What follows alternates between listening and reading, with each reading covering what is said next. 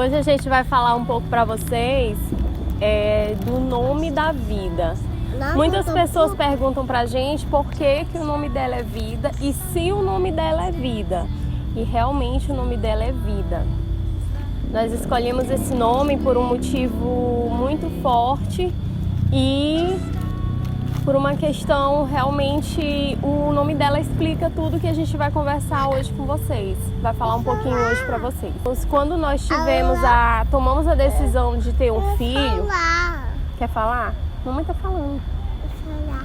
Quando a gente tomou a decisão de ter um filho, Deus surpreendeu a gente da maneira mais sublime possível. Quando nós tivemos a notícia de que eu estava grávida, os médicos nem acreditariam que eu pudesse engravidar.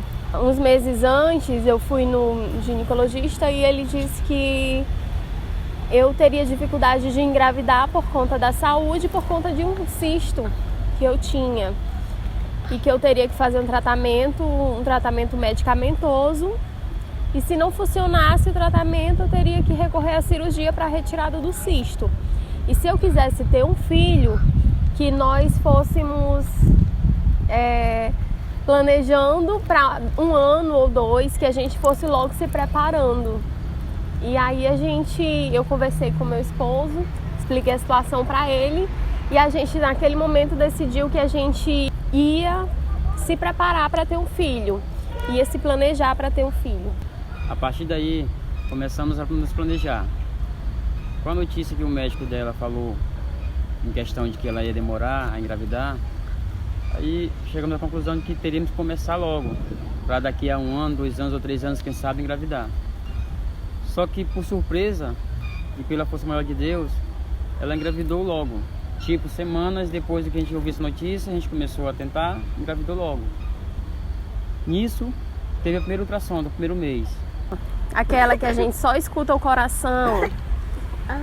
O médico falou pra gente que o nosso bebê ele teve uma má formação e que não tinha coração. Aquela alegria, aquela ansiedade de ouvir o coração, ela se tornou em lágrimas. Porque nesse dia, era uma sexta-feira de manhã, sexta-feira pela manhã, o médico pediu para que eu procurasse imediatamente o meu obstetra, Dr. Jorge Ulisses, e retirasse a criança imediatamente para que não viesse infeccionar, porque o bebê estava morto, não tinha vida, teve uma má formação. Então, na sexta-feira à tarde, eu procurei o meu médico e ele confirmou pelas ultrassons que o bebê que aparecia ali na imagem estava sem vida, era uma má formação. E ele marcou a curetagem para segunda-feira pela manhã e pediu para que no sábado de manhã, que nós repetíssemos a ultrassom. A gente repetiu a ultrassom, foi na médica onde ele pediu para que nós fôssemos, mas antes a gente já tinha dado a notícia para os nossos familiares. Eu lembro como se fosse hoje. Eu liguei para minha mãe e ela disse: meu filho, está muito cedo para o médico dizer alguma coisa. Só que o médico disse que ela tinha que fazer uma cirurgia para retirar desse feto, com uma formação. Eu já tinha perdido a esperança de que pudesse, de fato, naquele momento, ter uma gestação saudável. E quando nós fomos repetir a ultrassom com a doutora Vanessa, que foi a que o médico indicou, a médica achou o bebê com uma formação e disse: olha, realmente tem um bebê com uma formação, não formou o coração, mas vamos procurar um pouquinho para ver se não tem um irmãozinho por aqui. Foi quando ela procurou e colocou o coração para bater e a gente ouviu o coração batendo. E ela disse: tem uma vida aqui. E de fato era a nossa vida. Nesse exato momento, a gente parou para analisar o quanto a gente é fraco de fé. A gente teve muita fé na medicina. A partir do momento que o médico falou que só tinha um bebê e que estava com uma formação que ia nascer. Mas naquele momento, a gente se deparou a dizer: não, tem uma vida ali. A gente acreditou na medicina e não acreditou em Deus. Foi um choque para mim e para minha esposa, quando aquela médica, o médico detectou que só tinha um bebê e estava com uma formação. E um dia depois, uma outra médica conseguiu detectar a vida. Que na hora que ela falou que tinha uma vida, parece que foi um estalo. que ali o nome de vida seria a vida realmente. Aí a gente minha esposa começou a chorar bastante, me ajoelhei, comecei a agradecer a Deus e ao mesmo tempo passando isso pela minha mente. Nós somos fracos de fé, entendeu? E eu levo essa frase pro resto da minha vida. Nós somos fracos de fé. Porque na hora que o negócio aperta, entendeu? A gente não tem aquela fé contínua. Se um médico falar que a pessoa vai morrer, ele acredita nisso. Ele não acredita que Deus pode mudar a situação. E aconteceu com a gente. A gente mudou da água pro vinho de uma hora para outra. E hoje a prova disso tá aqui, ó. A gestação de risco, entendeu? Foi muito cuidado. A minha esposa passou mal pra caramba, porque foi uma gravidez, além de ter a vida, tinha um outro bebê em uma placenta diferente, ali que a gente tinha que ter o cuidado, que só deu tudo certo porque eram placentas diferentes, que se fosse dentro da placenta tinha que realmente retirar, e Deus é tão maravilhoso que Ele fez com que acontecesse isso. E nesse dia a gente foi surpreendido com uma gestação que era para... Nós acreditávamos que era um bebê e eram 2, eram gêmeos. Um teve a má formação e vida estava lá escondidinha, até que Deus mostrou que ela estava ali. E a gestação, quanto mais ela crescia, mais o outro bebê sumia. E a placenta dela, essa foi a explicação que os médicos deram, ela foi absorvendo a outra criança e a outra criança se misturou ali na placenta e acabou que em uma das ultrassons a gente não via mais a outra criança. E a gente levou a gestação dela com muito cuidado porque foi uma gestação de risco. Na época, o meu plano de saúde não cobriu o parto porque estava na carência e a gente procurou o hospital público, onde a gente foi muito bem atendido. E de 6 para 7 meses, eu tive pré-eclâmpsia, estava inchada, muito inchada, diabetes descontrolada. E aí eu tive que me internar, tive que dar entrada na internação para poder controlar a pressão e diabetes, para que a vida pudesse vir com saúde e o parto pudesse ser um sucesso. E o que aconteceu? Nós ficamos 45 dias internados, eu e o Miguel, pai da vida, a gente ficou 45 dias internados no Hospital Materno Infantil aqui em São Luís. No hospital tinham era um quarto para 4 leitos de mães gestantes na ala de pré-parto. E a minha cama, o meu leito, ela ficava bem coladinho da parede, e do lado do meu leito, todas as noites ele dormia. Foram 45 dias. De manhã ele ia trabalhar, e aí ele passava na casa da irmã dele para tomar um banho e para se alimentar, e dormia no chão do meu lado. Levou um edredom e um lençol, e era a única coisa, 45 dias ali me acompanhando. Durante o dia eu ficava só no hospital e à noite ele ia dormir comigo. Nós ficamos internados esperando a vida chegar. Quando a vida chegou, com 8 meses, os médicos decidiram tirar ela porque para que não tivesse risco. Eu já estava muito inchada mesmo, ela estava muito grande, a barriga estava muito grande, ela não, a barriga.